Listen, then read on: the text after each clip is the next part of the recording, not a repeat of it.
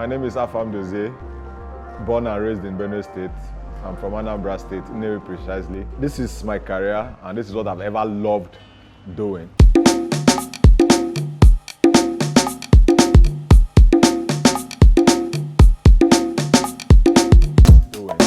I grew up knowing my father being a mechanical engineer who owned a workshop, and I had passion for it. At the age of 10, I was always closing from my JSS1 to the workshop, looking at how they do their constructions, do the whole mechanical thing, and that was how I started.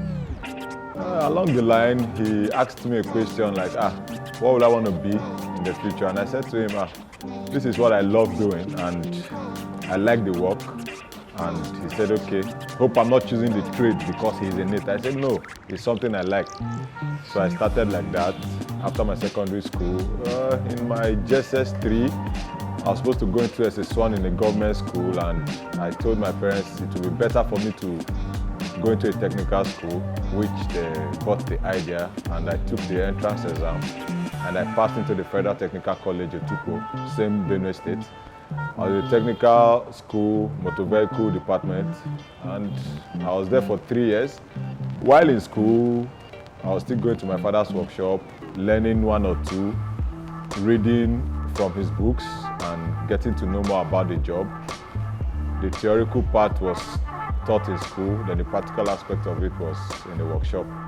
So I was getting used to the job gradually till I finished from the technical school.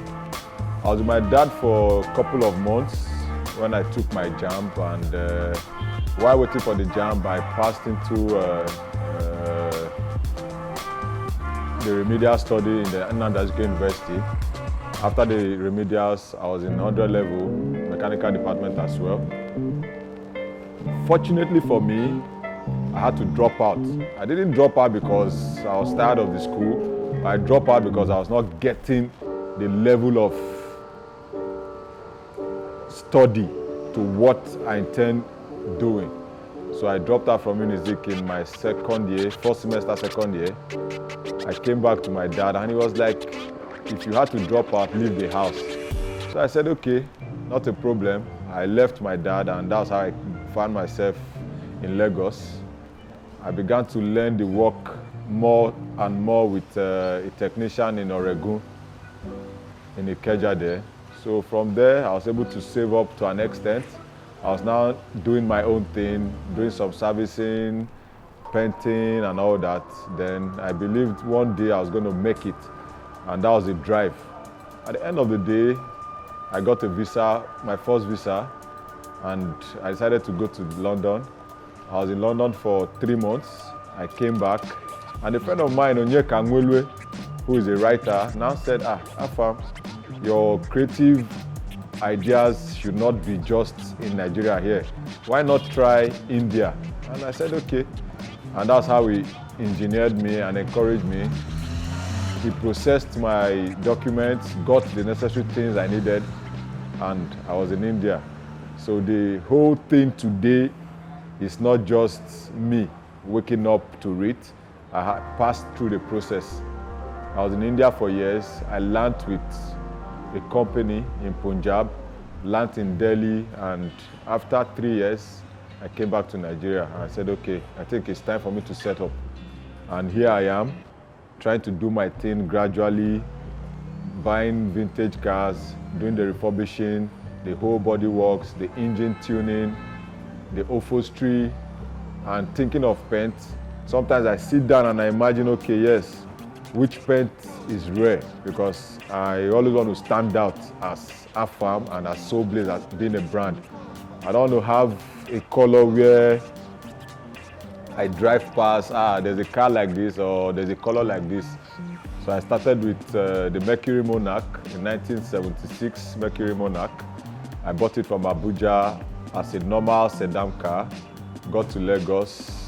I drove all the way from Abuja. It was parked for 19 years before I paid for it.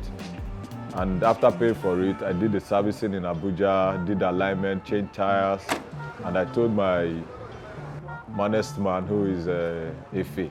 Efe means I kokogwe. So My sister was, you don't need to drive this car, get a low bed to tow it from her. No, the car can drive, so that's the fun. We got driving and we were in Lagos with the car, and we started the whole work process. Gradually, we achieved the cutting of the roof, then prepared the drop top. And the car is very, very good, looking good. And we've waived that one. We started another project, which is a Mercedes flatboot. Had to do the refurbishing, did the seat, the engine. It didn't come with an AC, but we had to do that also. Bought the condenser, the compressor, evaporator, and dryer. The car was very okay, and I sold it out.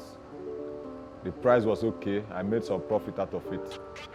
Then we entered the next project, which is the Volkswagen Beetle. Started like that. The Beetle was bought in Enugu, one of my cousins was driving through MNA or so, and he saw the car. Bros, the car you've been telling me about, I've seen one. I said, oh, can you send me a picture of it? He said, yes, he can, which he went with the owner. He went to the owner, took a picture of the car and sent it to me. The next day or so, I paid for it, and I said, okay, bro, I'm coming to Enugu to convert my Beetle. He said, okay, no wahala. I went to Enugu, drove the Beetle down here to Lagos. It drove well, no wahala, no engine problems, no overheat. Came to Lagos and we started the process. Just like every other thing, passed through a process to come out to a better finishing. That was how we got to the process, doing the whole panel beating job. Had to turn the vehicle because of rust. Attended to those ones. Started with the body. We achieved the body. Then we started with the interior. After the interior, we did some playful works on it. After the playful work, I just felt, okay, yeah, I should look for another Beetle. This one is sorted. So luckily for me, I had another one from Makurdi, where my parents are based. So when I bought that one in Makurdi, I said, the cars are not supposed to be the same. So I had to think of something different on the Beetle. So I started with the process again.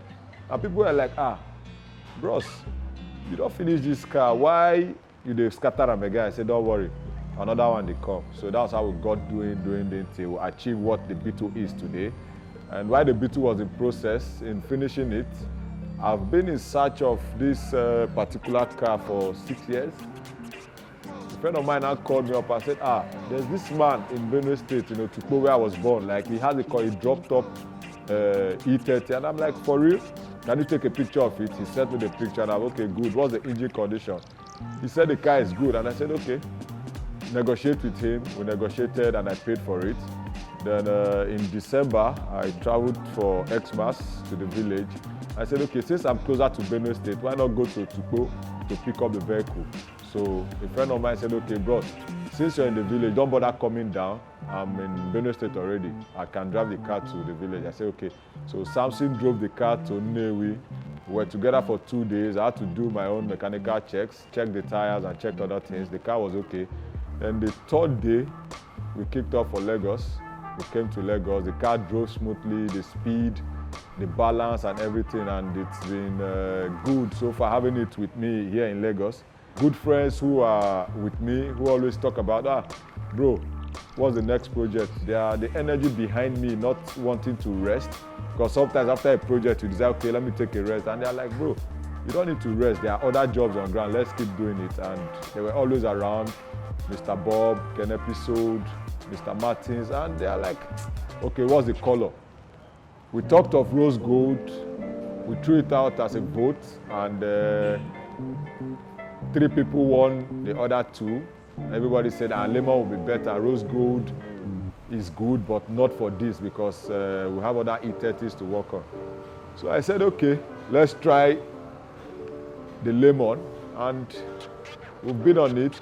This is what the color came out to be, but not finished to what we are planning. We still have some touch-ups, but we've been able to achieve the engine aspect of it, making sure we tune it up, change the brain box, change the airflow meter, and we're trying to order the other parts. But the interior is sorted, so the job is me and my good friends around.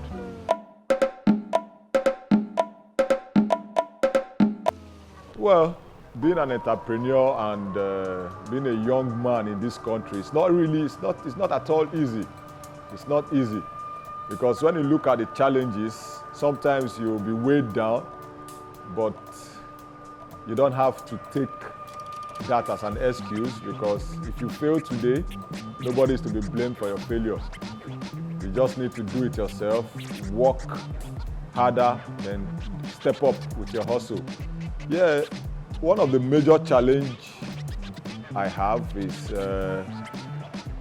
we are so limited to parts in this country in terms of doing some stuffs with the cars. And secondly, the rate at which the environment is not conducive enough because you're thinking of setting up a workshop in Nigeria. Financially, it's not easy. The environment of your choice might not be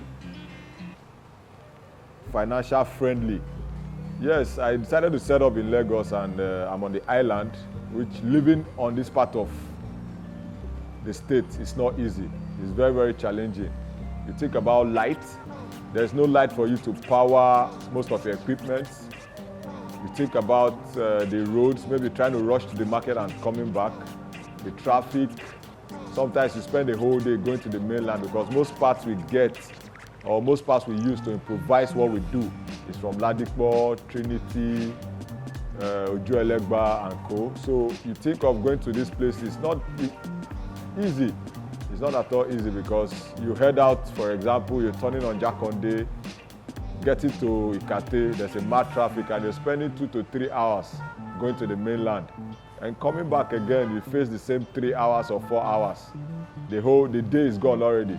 So the challenges are quite huge, but the number of few I know that are really, really, really challenging is 1, power supply, 2, lack of companies that manufacture or mold these parts we really need, and looking at 1 or 2 equipment you need, we don't have them around. So those are the challenging parts for me in this job. As to what we want to achieve is very, very challenging. Yeah, for profit, as an Igbo man, you cannot do a business where you are not making it. Buying a car, for example, I bought the Volkswagen Beetle for 120,000 naira. Did 1 or 2 maintenances and getting it to Lagos in total, I spent like 210,000. Then sitting down to do my own maths, I had to do the plus minus, doing the upholstery because I buy the leathers myself.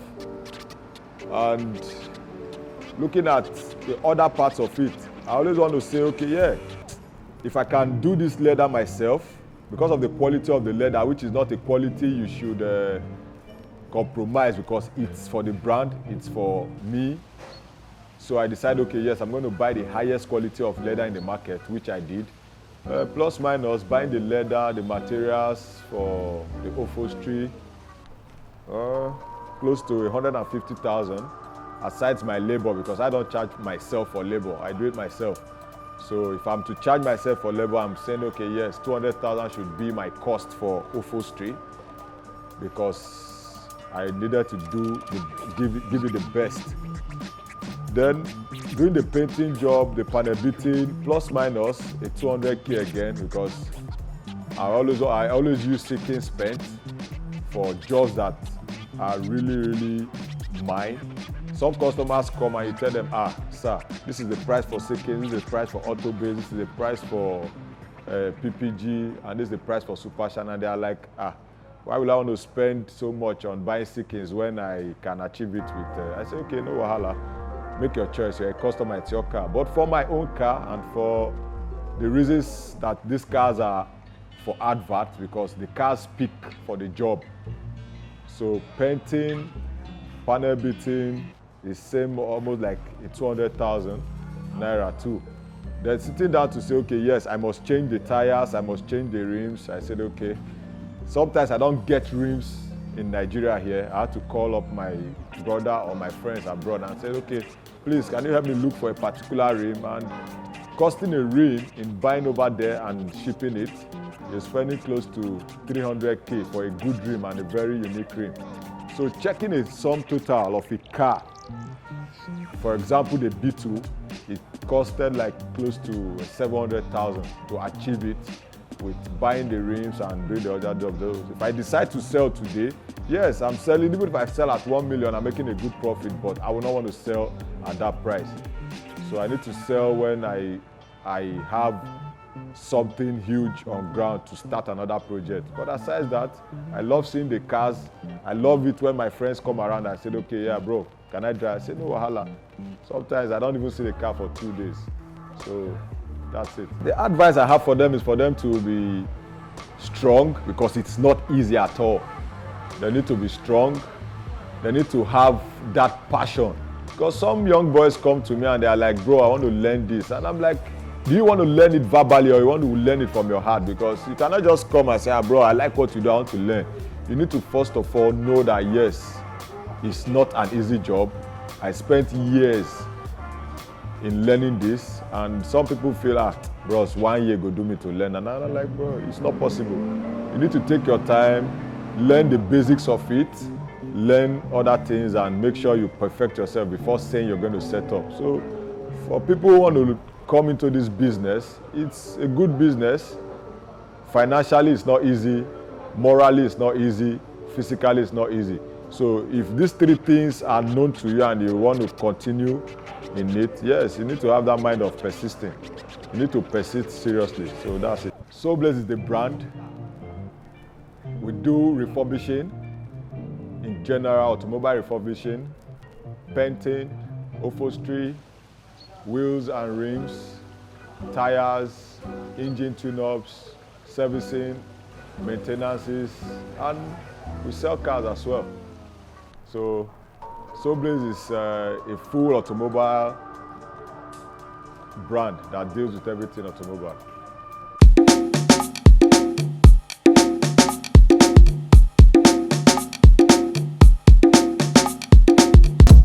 Five years from now, yeah, it's quite a long time, which I know it's a good time for me anyway. But what I see myself in 5 years from now, I see myself being bigger than every African-owned automobile workshop, because I'm not based in repairs and servicing. I see a bigger project of Soulblaze. Innocent is from my village. He's from Nnewi. Yes, he does assembling and he's got white guys who work with him. But for Soulblaze, in 5 years from now, man, I don't think it will be what Nigerian market can hold. I see beyond Nigeria, I see beyond Africa, and I see myself being bigger than what the Nigerian man can always think, because the whites who are doing it, they don't have 2 heads. So with proper timing and proper work, I'll be bigger in 5 years. On Facebook is my name, Afam Kings Dozie. On Twitter is Soulblaze_ISL. On Instagram is Soulblaze_ISL. So that's my social media handle, and I try as much as I can, which I really don't keep up with, but the little time I have to take pictures and collect pictures from the manager, who is Ife, I just try to post, and friends of mine also share on their pages too. So that's how I've been on social media.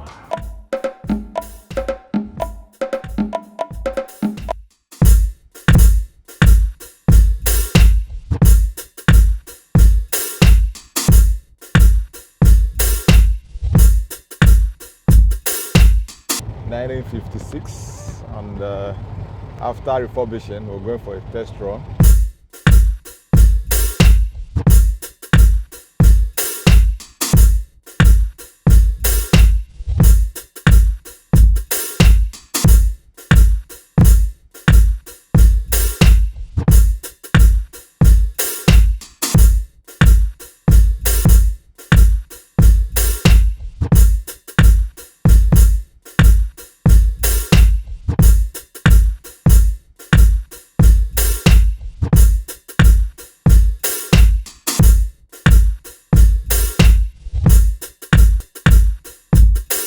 It's manual and it's a 5-speed, a 4-speed gear.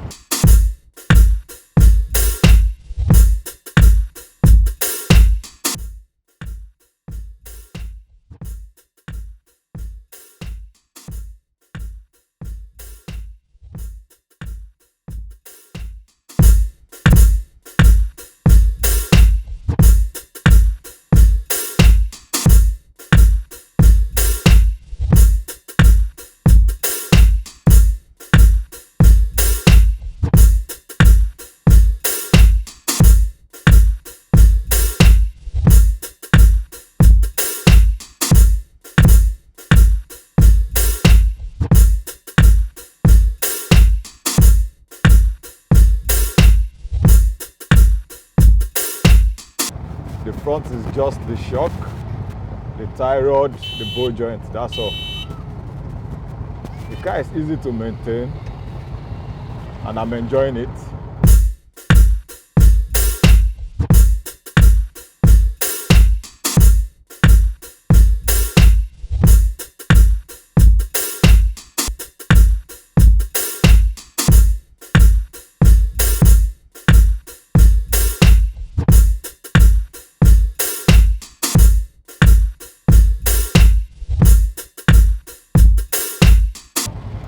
I like your car. Thank you. Thank you for liking my car. And some people are like, you want to sell it?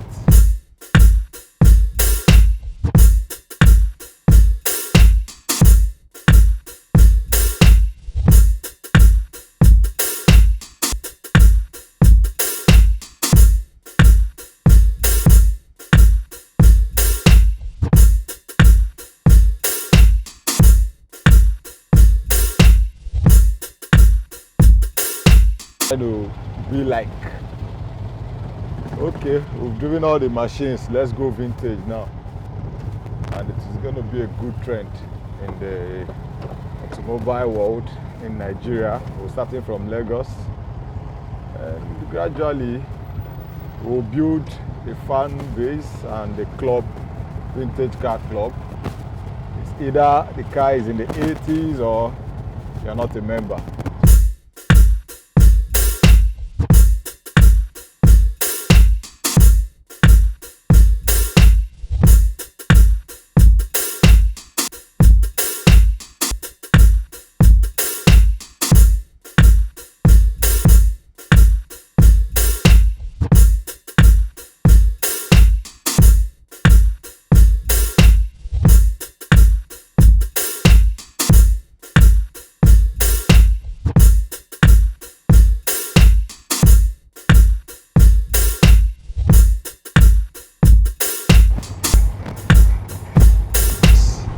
This so blaze, always blazing.